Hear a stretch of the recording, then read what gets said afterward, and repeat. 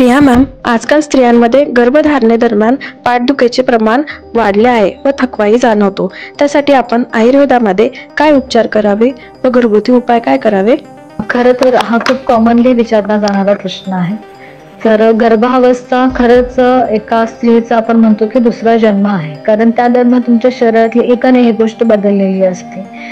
इथे तुमचा गर्भ जो आहे त्याला सगळ्या गोष्टींमध्ये प्रायोरिटी दिली जाते. म्हणजे गर्भाचं पोषण जर होत नसेल तर तुमच्या शरीरातले घटक काढून हे गर्भापर्यंत पोहोचवले जातात. म्हणजे जर गर्भापर्यंत कॅल्शियम चांगल्या पद्धतीने पोहोचत नसेल किंवा कॅल्शियम आहारातून जेवढं पाहिजे तेवढं मिळत नाहीये किंवा त्या स्त्रीकडून औषधं व्यवस्थित खाल्ली जात नाहीये, तर तेव्हा शरीरातलं म्हणजे आईच्या हाडांमधलं कॅल्शियम निघून ते बाळापर्यंत पोहोचवलं जातं. आणि निश्चितच जेव्हा आईचं शरीर कमजोर होते तेव्हा ही सगळी लक्षणं आपल्याला त्याच्यामध्ये दिसतात. तर ह्या दरम्यान थकवा येणं हे साहजिकच आहे. थकवा येण्याचं इतर पोषण चांगल्या पद्धतीने न होणं हे एक खूप महत्त्वाचं कारण आहे. त्याचबरोबर काही स्त्रियांना बेड रेस्ट सजेस्ट केलेलं जातं किंवा काही स्त्रिया स्वतःहूनच गर्भावस्था आहे म्हणून अतिशय म्हणजे कुठलंही काम न करणं किंवा आरामात बसून राहणं ह्या सगळ्या गोष्टींचा अवलंब करतात. तर ह्या दोन्ही गोष्टी खूप चुकीच्या आहेत. जेव्हा काही कारणास्तव तुम्हाला बेड रेस्ट सांगितले तेव्हा निश्चितच तुम्ही त्या डॉक्टरचं म्हणणं ऐकलं पाहिजे.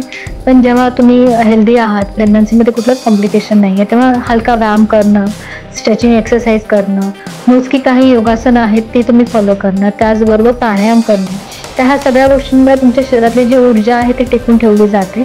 तुमचे मसल्स जे आहेत ते स्ट्रेच होतात, तुमचे बोन्स जे आहेत ते स्ट्रॉंग होतात. तर ह्या सगळ्या गोष्टींचा तुम्ही अवलंब हा गर्भावस्थेमध्ये केला पाहिजे. आपण जेव्हा गर्भसंस्कारचे क्लासेस घेतो तेव्हा ह्या सगळ्या गोष्टी आपण तिथे त्या रुग्णाला, त्या स्त्रीला, त्या मातेला शिकवत असतो की कुठल्या प्रकारचा आहार घेतला पाहिजे. म्हणजे मासानुमासिक गर्भवृद्धी जी सांगितली आहे की कुठल्या महिन्यात बाळाचा कुठला अंग प्रत्यंग अवयव हा तयार होत असतो, त्याप्रमाणे त्या दरम्यान त्याचा आहार सांगितला आहे. त्याप्रमाणे त्यावेळेस त्यांचे औषधी योजना सांगितली आहे. प्रत्येक महिन्यामध्ये ज्या गर्भाचा जो अंग डेव्हलप होत आहे त्याप्रमाणे काही औषध योजना सुद्धा आलेल्या आहे.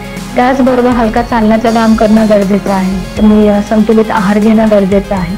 काही आयुर्वेदाची औषधं सांगितली आहे त्यांचा वापर केला पाहिजे, ज्याच्यामध्ये मासानुमासिक गर्भवृद्धीचे काही काढे किंवा काही टॅबलेट्स आलेले आहेत. त्याचबरोबर शतावरी कल्पासारखी औषधं आहेत किंवा मधुमालनी वसंत, लघुमालनी वसंत असे वसंत कल्प आलेले आहेत. तर ह्यांचा निश्चितच तुम्ही तुमच्या रुटीनमध्ये वापर केला पाहिजे किंवा तुम्ही योग्य सल्ला तुम्ही तुमच्या स्त्री वैद्य जे आहेत त्यांना भेटून तुम्ही ही ट्रीटमेंट चालू करू शकता.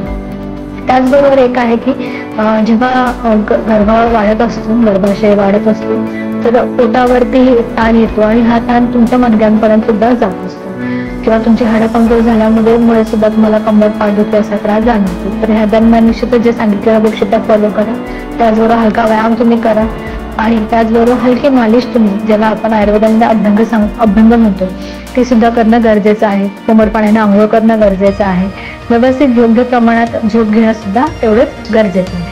घरगुती उपाय सांगायचे म्हटले तर जसं मी सांगितलं की अभ्यंग करा किंवा घरात तुम्ही तुमच्याकडे तिळाचं तेल असेल किंवा दशमी तेल असेल, ह्या तेलाने तुम्ही हातापायाला चोळणं, हलका शेक घेणं किंवा तेल लावल्यानंतर गरम पाण्याने आंघोळ करणं, हे सुद्धा तेवढंच आपल्याला लाभदायक ठरतं.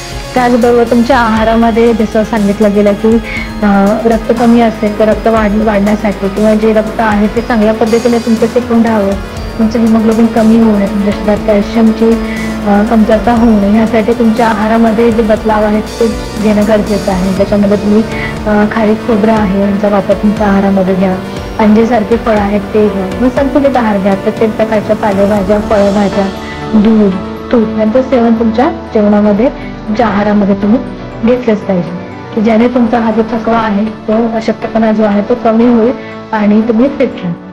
हे सगळ्या उपचार पद्धती आपल्या श्री आयुर्वेदन पंचकर्म हॉस्पिटल इथे मिळतील. उपचार पद्धती बरोबरच योग्य मार्गदर्शन, त्याचबरोबर गर्भसंस्कार सुद्धा आम्ही इथे घेतो.